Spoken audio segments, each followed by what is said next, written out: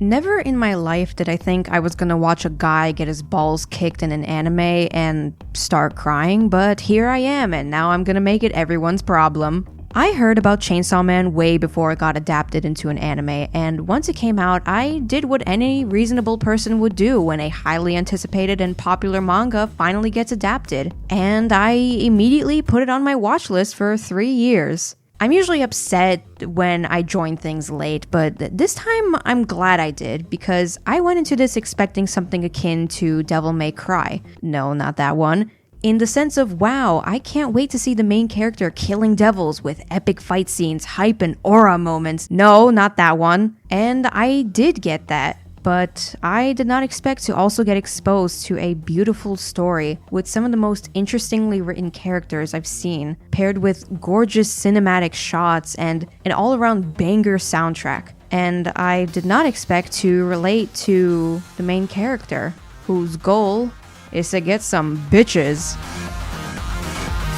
Before we go any further, this video will not have any manga spoilers as I haven't read it myself. I will mention the movie during the art section, but I'll probably just use clips from the trailer. So without further ado, let's start off by talking about the characters. Everyone in this show is an asshole, and I love it. Some characters are obviously a lot worse than others, and the only one who's actually overall good is Aki. And that bitch punched Denji 10 minutes after meeting him. Let me actually specify something here. Everyone in this show is an asshole specifically to Denji.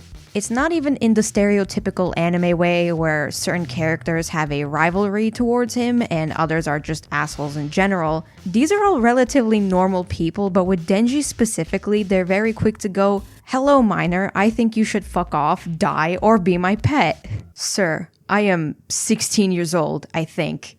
But what's interesting is that I can't bring myself to hate any of these characters because they're so multifaceted and human. To show my point, I want to go in depth with Aki, Makima, and Himeno, aka the good, the bad, and Himeno.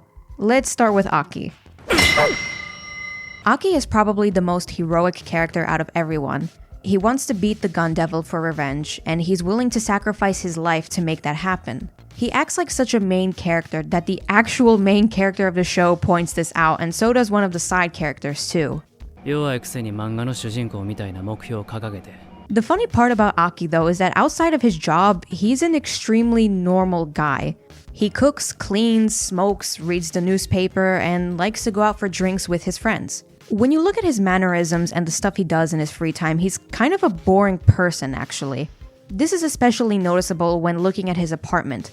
Public safety clearly pays well, but Aki's home is very minimalist. Everything that's there is there for a reason. There's no decorations, nothing is out of place, there's no stray socks to be seen, there's no sign of actual life within his home. And if he were to suddenly die at work, nothing about his home would say that someone lived there in the first place. Aki strikes me as the type of guy who grew up training himself to be a weapon rather than a person. And in the real world, that would translate to, I'll do what I need to survive. However, this changes as Aki gets to know Denji. He may make fun of Denji for having simple goals and not taking things seriously, but realistically, if he were to actually beat the Gun Devil, he'd probably feel lost and have to figure out what to do with himself, just like Denji. Sure, he'd most likely continue working as a devil hunter, but he wouldn't really have a long-term goal to work for anymore. Aki and Denji feel like two sides of the same coin with their somewhat similar pasts, and how well they complement each other. Aki acts as an older brother to Denji, teaching him basic etiquette and discipline, while Denji helps Aki be more flexible and reconnect with his inner child, in the form of a nut-kicking contest.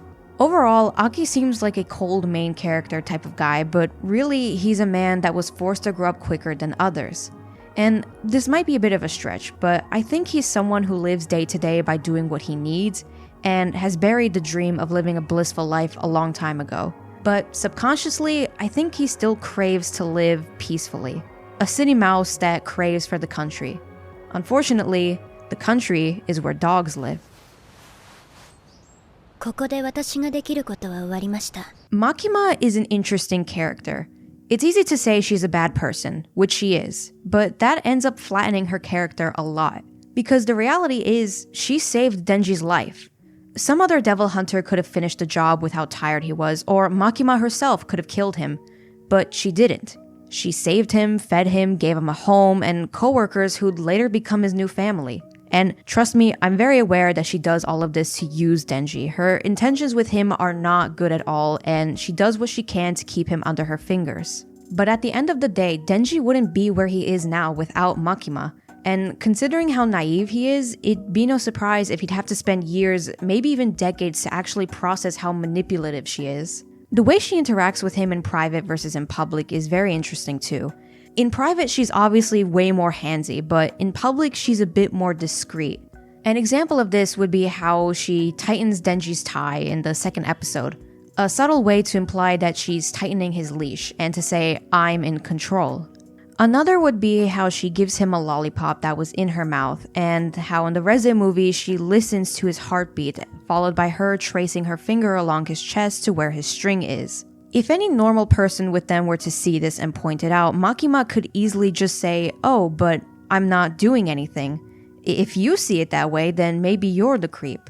She is the worst part of humanity because she does good and or seemingly good things with harmful intentions. And given how she can easily spit out lies that'll paint her in a good light, it's hard to tell when she's being genuine. Usotsuki. Her lack of authenticity is why one of my favorite lines from her was when she said, "The food in Tokyo is to die for." The line itself is a bit funny and grim given the context, but I don't think she meant it as a snide remark. She says it in a seemingly somber tone, and considering how it follows after the two side characters saying they're not staying with public safety, I think she was actually upset. Especially with how it calls back to what she said earlier on how good the drinks from the previous night were, completely unprompted. Makima, despite being a horrible person, can't be flattened to just that, as it does a lot of disservice to her character. And the same applies to Himeno.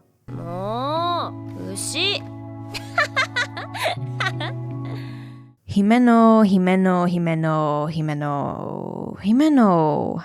Why do you have to be a pedo? Himeno is a weird character for me because I love Himeno. I love her overall personality. I love her relationship with Aki. I love that despite her usual aloof demeanor, she's actually a very broken person because of her job and the partner she's lost throughout the years. I also love her envy towards Makima, as it's never really explained why she has a bone to pick with her. At first, I took her literally and thought it was because she was jealous of how Denji and Aki look up to Makima and fawn over her. But then I realized that the two do the same to Himeno to some extent. So either Himeno doesn't really process that, or maybe what Himeno really envies is how well put together and stable Makima is. I love Himeno a lot, but I also hate her. I hate how she tried to make advances on Denji. I hate how she tried to pretend that she couldn't remember it afterwards, and I hate how she didn't even bother to tell him, hey man, whatever happened last night was fucked up. Don't let anyone do that to you, especially Makima. But I also hate how sad I was when she died.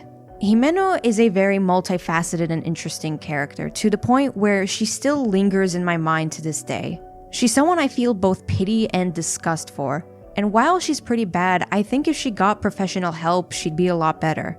You'd think that with this kind of job, they'd at least provide some kind of therapy, but nah. And since I'm already talking about Himeno, I want to take some time to talk about this scene because I adore how this was animated through two point of views, Denji's and Himeno's. I specifically love how different they are, especially when you compare them side by side. In Denji's POV, Himeno walks up to the bed normally, but through her POV, she's clearly swaying to the side and her movement is unbalanced. Through Denji's POV, he's awake when she walks in, but to Himeno, he's still unconscious until she feeds him the beer. Himeno is drawn much prettier in Denji's POV than her own, and through Denji's POV, there is soft music playing as, to him, he probably thinks that whatever's happening is romantic and good. But when we see it through Himeno's point of view, we see the actual reality of it. We're watching a woman in her early to mid-20s bring a 16-year-old boy to her bed. There is no soft music, there is no music at all. What's happening here is disturbing, and Denji, to some extent, feels that too. It's well conveyed in this shot specifically, where he seems dazed and mostly fine through his POV, but through Himeno's, he looks scared. Even his body posture is completely different and stiff compared to the alternative where he's completely relaxed. This whole scene is done very well, but that is no surprise given how amazing the art is in this show. Chainsaw Man looks a lot more cinematic than your average anime, which is thanks to its usage of blurring, composition, and desaturated palette. If anyone watching this is interested in film or drawing cool scenes, I would definitely recommend analyzing Chainsaw Man's shots. Some of my personal favorites are public safety getting gunned down, the pool scene from the Reze movie, and Aki's family dying. It is, by far, one of the coldest scenes I have ever watched in my entire life. I will never understand the hate for Season 1's animation and direction. It may not have been a perfect one-to-one of Fujimoto's style, but the slightly more realistic style along with the less vibrant palette felt perfect for how grim and dark the show is. The movie's art style, on the other hand, is a lot closer to Fujimoto's, with it being more vibrant and overall simpler. And considering the tone of the film specifically, I think it was a good change. Both styles are great, but as much as I love the second style, it's hard to imagine the second season being animated this way. I'm definitely gonna miss Season 1's art style, but given how they still captured the cinematic feel in the movie and just how amazing it was in general, I think I'll get used to it pretty quickly. Speaking of art style, I really love Fujimoto's art, especially his thin lines, paneling, facial expressions, and character designs. Everyone has diverse eyes, accessories, and hairstyles that set them apart, but I think the true beauty in Chainsaw Man's designs is how different each character wears their uniform. The uniforms themselves are very simplistic, a white buttoned-up shirt with a black suit, pants, and tie. But the way each character dons their uniform also says something about their personality. Power wearing a blue baggy jacket and shorts implies that while she has to wear the uniform, she doesn't want to and prefers to be comfortable rather than to fit in. Himeno and Aki wear the full uniform, but Himeno's coat is unbuttoned, whereas Aki's is fully buttoned up. They both follow the rules, but Himeno's a little more loose than Aki. Denji wears the full uniform minus the suit because his chainsaw arms would just cut through them, so it's useless. It's also why he has his sleeves rolled up. And considering his upbringing, I think it makes sense that maybe he doesn't really feel comfortable wearing a nice suit. If you ever have a set of characters that wear similar uniforms, definitely take a page from Fujimoto and think about how differently each character wears said uniform to add some easy storytelling to them. But with that said, Fujimoto is definitely one of the most bizarre artists I've come across.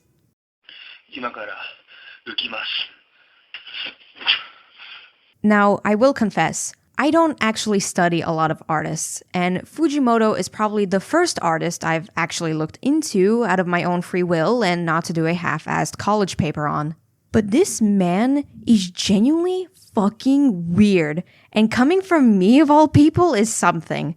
This man has eaten his girlfriend's dead goldfish because he felt bad, roleplayed as his non-existent younger sister on Twitter, and has made many weird mangas. When I finished Chainsaw Man, I thought, wow, yeah, that was one of the most bizarre things I've ever seen. But after learning about Fire Punch and Fujimoto's one-shots, I think I can confidently say that Chainsaw Man is by far one of the most tamest things he's made. And I love it. To me, Fujimoto and his work, especially Chainsaw Man, is refreshing in the same vein as Deltarune, because they're both so unapologetically human and silly, in the best way possible. It's a weird comparison, but when I look at both of these works of art, I feel like I can easily get a sense of the creator's sense of humor or their general demeanor. I feel as if the target audience of both of these stories, respectively, is the creator first and foremost, and I think that's what makes them stand out. To me, at least. I'm not a storyteller, but as someone who loves them, I think if you want to make a story and you want people to love it, you have to make sure that you love it first. And to do that, I think you have to be self-indulgent with it. One of my favorite quotes ever is from Alec Hirsch, where he replied to someone asking who the target audience for Gravity Falls was, to which he replied, "I am my target audience." A couple weeks ago, late at night, I couldn't fall asleep, and to help with that, I decided to watch some of my old videos. I was fully expecting to cringe myself to death, and I kinda did. But I also ended up laughing at some of the jokes that I forgot I wrote, and I felt weirdly proud of myself. All of this is to say that art is a form of self-expression. And if you don't like what you're saying, then why say it at all? But then that begs the question, what is Tatsuki Fujimoto saying with Chainsaw Man? もしかしたらこれから俺がまた何か違うもんを追いかけて掴んだ時も追いかけてた頃の方が幸せだったって思うんじゃねえのかって。Chainsaw Man is about a lot of things. Family, loss, trust, betrayal, but it's also about living life. Everyone in the show has big goals, while Denji has rather small and stupid ones in comparison. And when this is brought up to him, he admits that he knows fully well that his goals are stupid, but so what? It pushes him to get up every day and do his best to kill devils and keep the good life he has. What's the point of having big, hotshot goals if you don't really care for it? Denji is a simple person, but he's also just a teenager figuring himself out. He's lost and trying to figure out what it means to truly live now that he doesn't have to fight to survive anymore. The small goals he set out on give him direction and something to actively work towards and look forward to. I guess it resonated with me because I feel a bit lost myself. I see artists on the internet working on projects like their own comics, pilots, or shows, something big, and I get jealous of them. I have a couple big projects that I myself want to work on, sure, but they're not things that I plan on doing anytime soon for multiple reasons. The biggest being that my heart's not really in them yet. I'm satisfied as it is now trying to balance college assignments with making videos and art and spending time with my friends and family. And if that makes me happy, then does it really matter if I'm not doing something I personally see as big at the moment?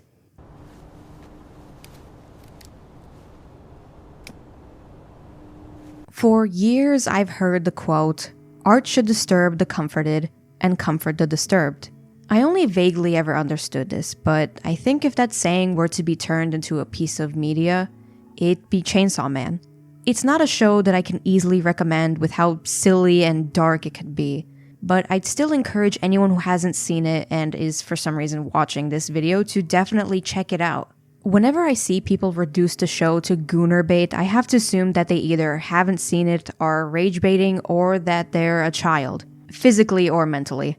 This show is so much more than that, and it's so obvious that there's a lot of love and care poured into this. Name me any other show where almost every episode has a different ending theme and animation to go along with it. You can't, hopefully, because that's how fucking goated this shit is. And trust me, it's not just style and no substance. There's a lot of substance to be found within this. So in conclusion, I promise my boob anime is actually very complex. By the way, did you know the composer of Chainsaw Man used AI? I was supposed to end the video already, but I genuinely didn't know where else to put this section, so I'm putting it here. The composer, Kensuke Yoshio, really hope I'm pronouncing that right, I tried my best, who had previously worked on Devilman Crybaby, Boogie Pop, and Silent Voice, apparently used AI for the Chainsaw Man soundtrack. He was given a program called Drum Gun, also hope I'm pronouncing that correctly, and from what I understood, it can generate drum samples as well as variations of that same sample. So a lot less time is spent to find the specific sample you want.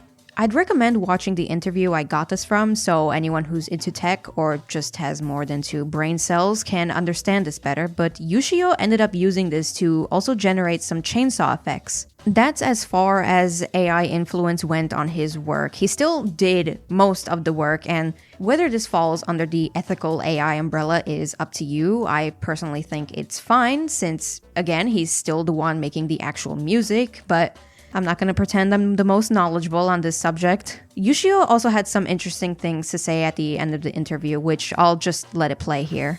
AI と一緒にやるで AI が出してきたものに対してジャッジしていくっていうのが一つクリエイティブの発想の元なんじゃないかなというふうに思いますよね。話しづらいけどこれを切り離さなくてはいけないのはその一つはクリエイティビティそれ自体の問題おっしゃる通りに誰が作曲家で誰が作ったのかって問題とこれはあと次権利の話になってきちゃってこれがなんとなくぼんやり重なってるからみんな反対したりするんだけどクリエイティビティに関してはそれを選ぶのはいつまでもやっぱり作曲家なので人間のクリエイティビティみたいなものは別にそれは揺るがないんじゃないかなというふうに思いますね。特に AI が人の仕事を奪うようなことはない人の仕事というか作曲者のクリエイティビティを奪うようなことはないんじゃないかなと思うし多分人間が想像しうることって必ず実現しちゃうので何百年か時間が経つと一聴してわからない音楽は必ず出てくると思うから、どう受容していくかって話かなというふうに思います。But yeah, that will be all. If you want to see any sneak peeks of upcoming videos, I will be uploading some stuff on my Patreon in a couple weeks, if college doesn't kick my ass. But yeah, I will be seeing you all in the next video. Bye-bye. It's not even in the stereotypical anime way where certain characters have a rivalry